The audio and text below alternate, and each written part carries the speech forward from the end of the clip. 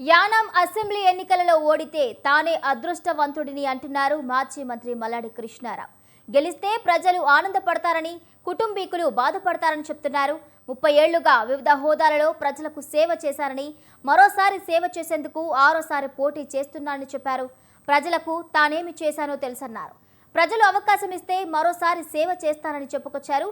అయితే తనకు రాజకీయ వారసులు లేరని, తన భార్య, కుమారుడిని తన రాజకీయ వారసులని ప్రకటించబోరని స్పష్టం చేశారు. నేను నా లీడర్షిప్లో చూస్తే 1 నుంచి 0 నుంచి 100 వరకు నేనే కార్యకర్తని, నేనే ఇదండి. నా వెనకాల నేను నెంబర్ 2 రావాలి, నేను మీ సీట్ నాకు ఇచ్చేయమంటే నేను ఇవ్వడానికి రెడీగా ఉన్నాను. ఒకసారి ఆల్రెడీ సీట్ ఇచ్చేసాను. మీరు నియంత అని ఎలాగంటారు నన్ను? నియంత అంటే ఇంకొక సీటు కాదు, ఇంకోటి కాదు. నేను ఒక సీటు ఇప్పుడు ఇక్కడ ప్రెస్కి కూర్చుంటే నా వెనకాల ఈ పక్కన కూడా నాకు అభిమానులు మంచోళ్ళు ఉంటారు, కొంచెం ఇంకొక కేసుల్లో ఇన్వాల్వ్ అయిన వాళ్ళు కూడా ఉంటారు. నేను అందుకని వెనక ముందు చాలా జాగ్రత్తగా చూసుకుంటూ ఉంటాను. రేపు ఎందుకంటే అన్ని ఎవిడెన్సెస్కి దానికి కూడా ఇదవుతూ ఉంటాయి. అంతేగాని ఇది నియంత అని చెప్పేసి మీరు అనకండి. నాకు నా విజయం, నా ప్రజలు, నేను వేరే వాళ్ళ మీద ఆధారపడవలసిన అంత అవసరం ఉందని అనుకుంటలేదు. నా ప్రత్యర్థి చాలా వీక్ ప్రత్యర్థి.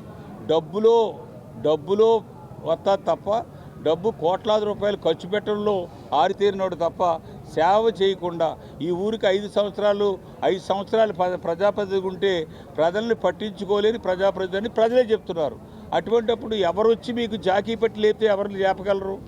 కుదరదు. ఎంతమంది ఉన్నా కానీ ఇదే మనిషి ఈ గొల్లపల్లి అశోక్ అన్నవారు ఇప్పుడు నా కులం అంటున్నారు.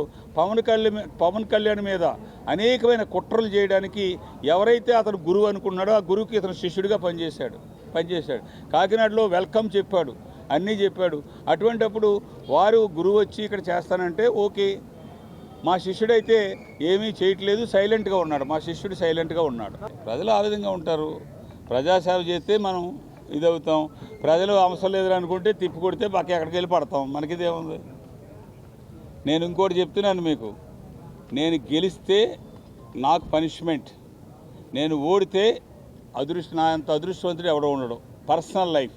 నేను ఓడితే నా భార్య వాళ్ళు సంతోషిస్తారు, ఇప్పటికైనా నా ఇంట్లో నా భర్త ఉన్నాడని. నేను గెలిస్తే నా భార్య బాధపడుతుంటుంది, నా ప్రజలు ఆనందంలో ఉంటారు.